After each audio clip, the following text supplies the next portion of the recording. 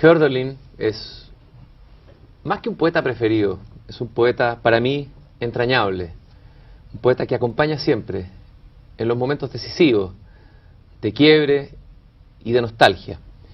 Y escribió un poema muy hermoso que se llama Paseo en el campo, que voy a traducir del francés, porque en este momento estoy grabando una emisión de Una belleza nueva en los estudios del INA, en Brie-sur-Marne, en las afueras de París.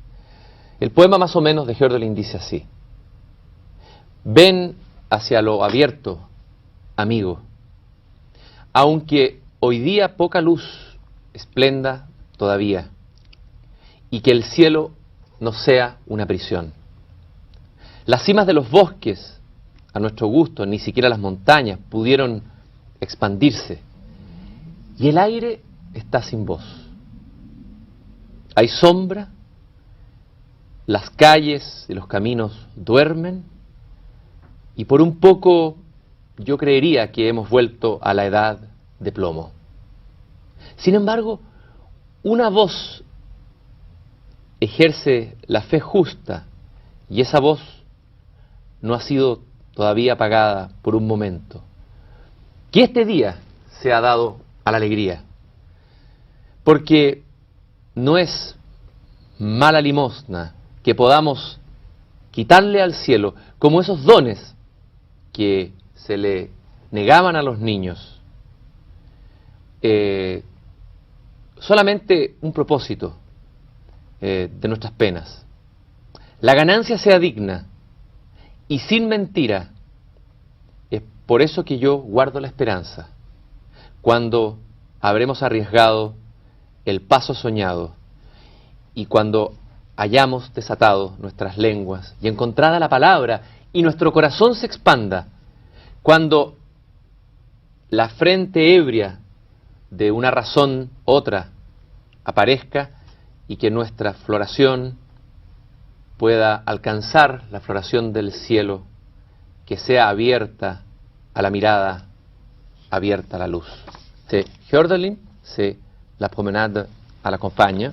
Et ce poème, c'est pour recevoir Monsieur Jean-Luc Nancy, philosophe français, qui est venu très gentiment pour participer à cette émission de Une bouteille Noël, Una belleza nueva, ici à Paris, à Brie-sur-Marne. Monsieur Nancy, merci beaucoup d'être ici. Merci à vous. Et je désire que nous pourrons peut-être, au cours de cette conversation, délier nos langues. Et peut-être, si c'est possible, accéder à cette autre raison qui doit jaillir. Bienvenue à l'émission. Merci beaucoup à vous. Merci de m'avoir invité à cette émission tellement inattendue, de pouvoir parler avec vous pendant 1 heure. C'est très inattendu pour un philosophe, pour une émission de philosophie. Et c'est très inattendu que ça vienne du Chili. De si loin. De si loin, oui.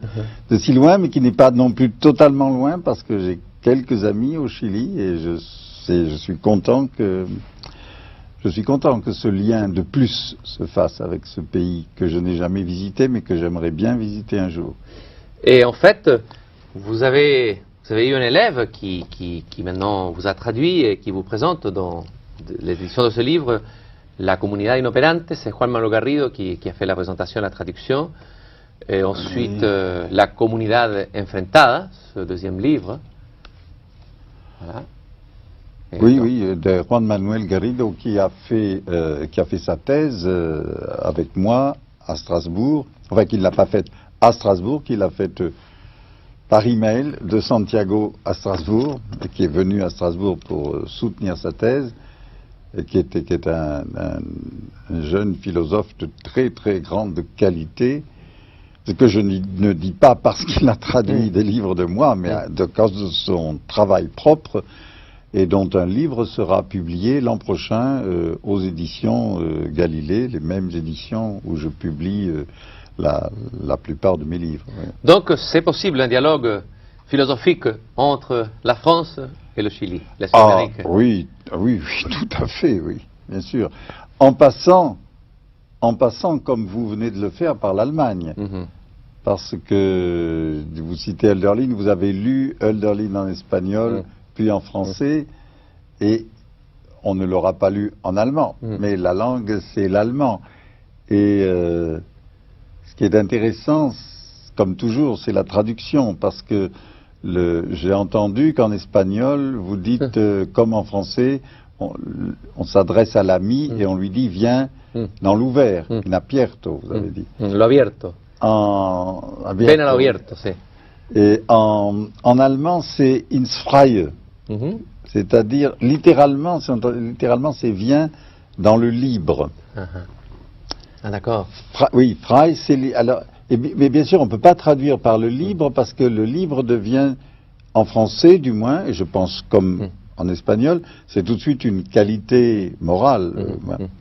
Tandis qu'en allemand, dans cet emploi, c'est-à-dire le das Freie, non pas frei comme adjectif, ich bin frei, ça veut dire je suis libre, mais ins Freie, ça veut dire dans le libre, alors au sens où on ne peut pas le substantiver en français, en fait ça ne se fait pas, et puisque ça veut dire sortir de la ville, c'est ce que dit le poème, sortir de la ville, aller dans la campagne, c'est la promenade à la campagne, et c'est le libre au sens, en effet, où on traduit l'ouvert. C'est-à-dire c'est l'ouvert, mais l'ouvert au sens où, peut-être d'une part où les limites sont écartées, où le regard porte loin aussi. Cet ouvert a une tonalité un petit peu gênante, parce que c'est un mot aussi en français qui est un peu trop du côté de la générosité, l'ouverture à l'autre. Et il y a une sorte de, vous voyez, de refrain humaniste, moraliste, avec lequel on ne peut qu'être d'accord. Alors, c'est pour ça que je voulais dire qu'en allemand, c'est le livre das Freie, c'est-à-dire que c'est aussi c'est un appel à être à la hauteur de ce qui est sans limite. Est-ce que la philosophie contemporaine occidentale aujourd'hui est à la hauteur de ce défi? Vous avez dit la philosophie contemporaine occidentale. Oui. Est-ce qu'il y a encore une philosophie occidentale d'abord? Je crois que Occident est un mot qui n'a plus beaucoup de sens, parce que, bien entendu, il y a toujours des parties du monde et il y a des esprits propres à ces parties du monde. Je veux dire, en particulier, je suis très conscient que l'Amérique latine est un certain continent. C'est un continent de pensée, d'esprit, de sensibilité. L'Europe en est un autre, l'Amérique du Nord en est un autre, l'Afrique, le monde méditerranéen, arabo-persan, si on veut, l'Inde, la Chine, bien.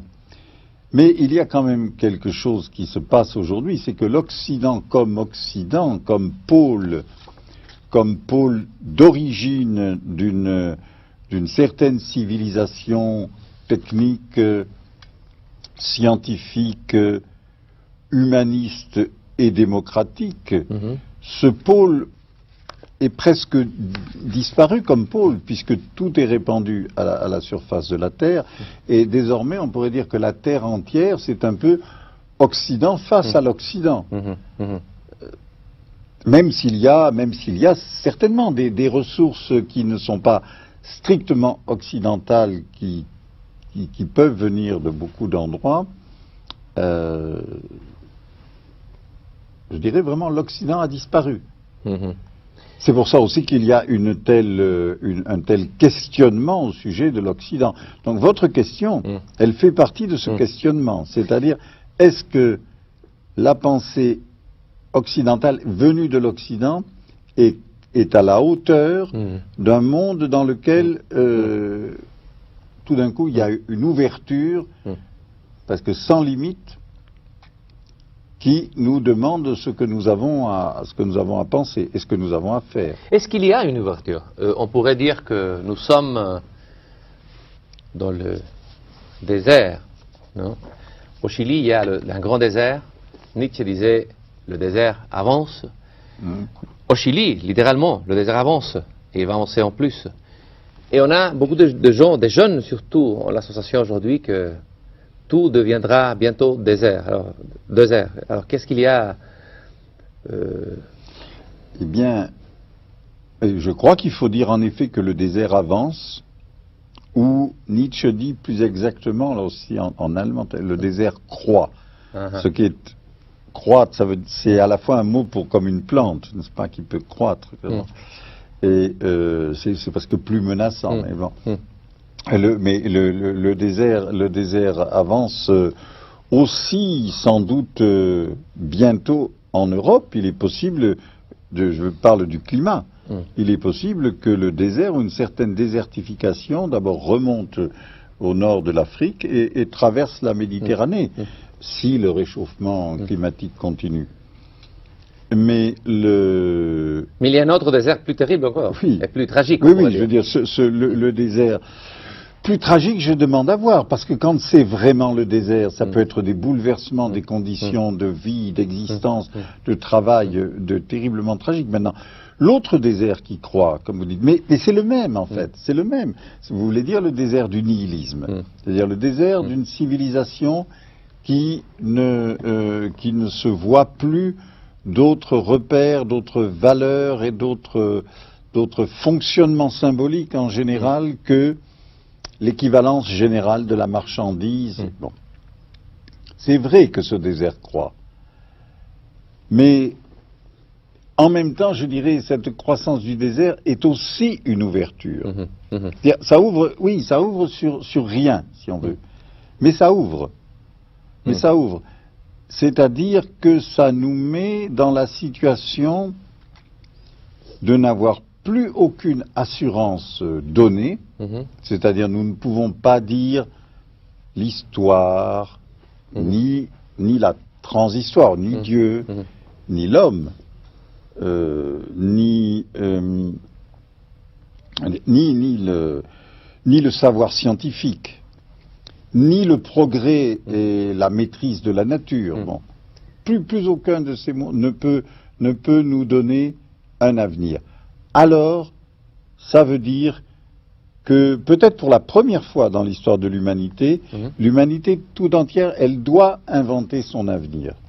Vous dites au début de ce livre, La déclosion, déconstruction du christianisme, édité par Galilée, le titre, on va le commenter après, c'est fort dire la déconstruction du christianisme, vous l'allez expliquer après, mais il y a une phrase au début, très belle, parce que poétique, vous dites « Il s'agit d'ouvrir la terre obscure et dure et perdue dans l'espace. Se trata de abrir la tierra oscura y dura y perdida en el espacio. » Qu'est-ce que ça signifie d'un point de vue philosophique? Ouvrir cette terre obscure et dure et perdue dans l'espace. Alors la terre perdue dans l'espace, quoi, ça veut dire que aujourd'hui, nous savons que nous sommes seulement une planète au milieu d'un espace non seulement énorme, mais virtuellement infini, qui est, comme le dit la physique contemporaine, qui est en expansion, et que cet espace est le lieu, en même temps le lieu naturel, normal de la Terre, qui est une partie de cet énorme univers en expansion, et que, d'abord que très vraisemblablement la Terre est le seul endroit habité par des êtres maniant la pensée, la réflexion, par des êtres qui se demandent pourquoi cet univers est là, et je dirais peu importe de savoir s'il y en a d'autres ou pas qui se le demandent, parce que s'il y en a d'autres, eh bien, ils se le demandent comme nous, au fond, et, bon, et nos questions sont les leurs. Mais du coup, nous savons aussi qu'il n'y a rien d'autre que cet univers. Bon. C'est le vieux gouffre de Pascal, un peu? Oui, sûrement, mais Pascal est le premier des modernes.